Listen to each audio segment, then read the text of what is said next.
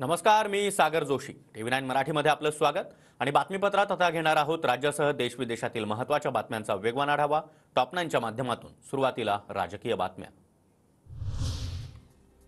मनोज जरांगे यांच्या अंतरवली सराटीमध्ये विजयी रॅली. जरांगे यांच्या सोबत मराठा बांधवांचा मोठा जल्लोष. अंतरवली सराटीमध्ये आज जरांगे यांची बैठक. सर्वांनाच उपस्थित राहण्याच्या जरांगे यांच्या सूचना. पुढील निर्णय घेणार असल्याची जरांगे यांची माहिती.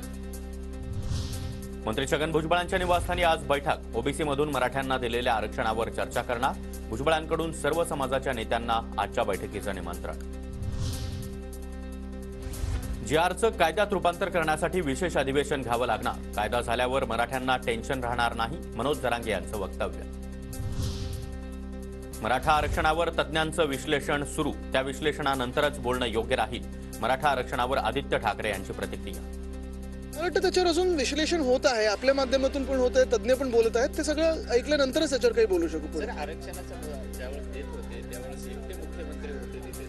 मी हेच सांगतोय की हे सगळं विश्लेषण आता आपण चॅनल्सवर वगैरे करत आहात. पहिलं सगळं होऊ दे, मग आपण बोलू त्याच्यावर. मनोज जरांगे प्रामाणिक आणि निष्ठावंत. खासदार इम्तियाज जलील यांच्याकडून जरांगे यांचं कौतुक. मुस्लिम समाजामध्ये कोणी जरांगे होत असेल तर मी त्याच्या सोबत. जलील यांचं वक्तव्य. त्याच्या मागे लाखोंच्या संख्येने लोक उभे राहिले.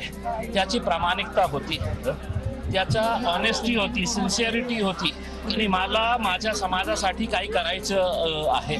आणि आज जे त्याला यश मिळालेलं आहे, मी त्याला खूप अभिनंदन करतो. सोलापूरच्या माढा तालुक्यामध्ये आज ओबीसी मेळाव्याचं आयोजन. प्रकाश आंबेडकर ओबीसी मेळाव्याला उपस्थित राहणार. बिहारमध्ये नितीश कुमार इंडिया आघाडीला आणखी एक धक्का देण्याच्या तयारीत. नितीश कुमार आज 10 वाजता राजीनामा देणार, तर लगेच सायंकाळी शपथ घेण्याची देखील शक्यता. उत्तर प्रदेशमध्ये आगामी लोकसभा निवडणुकींसाठी काँग्रेस आणि समाजवादी पक्षाची युती. काँग्रेस 11 तर समाजवादी पक्ष 69 जागा लढवणार. अखिलेश यादव यांची घोषणा.